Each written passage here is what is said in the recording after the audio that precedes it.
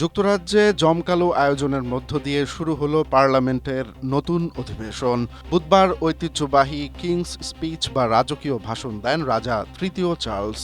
তবে এই রাজকীয় জাঁকজমকের আড়ালে ব্রিটিশ প্রধানমন্ত্রী স্যার কিয়ার স্টারমারের গদি এখন টালমাটাল। গত সপ্তাহের স্থানীয় নির্বাচনে ভরাডুবির পর নিজের ক্ষমতা টিকিয়ে রাখতে লড়ছেন তিনি। সংসদ শুরুর আগে দেখা যায় শত বছরের পুরনো অদ্ভুত সব রীতিনীতি, যেমন রাজার দূত ব্ল্যাক রডের মুখের উপর কমন্স সভার দরজা বন্ধ করে দেয়া হয়, যা মূলত রাজতন্ত্র থেকে সংসদের স্বাধীনতার প্রতীক।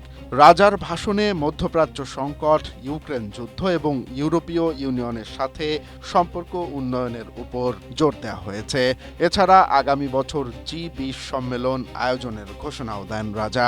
তবে বিশ্লেষকদের মতে এই জৌলুস স্টারমারের জন্য সাময়িক স্বস্তি দিলেও নিজ দলেই তিনি বড় ধরনের নেতৃত্বের চ্যালেঞ্জের মুখে পড়তে যাচ্ছেন।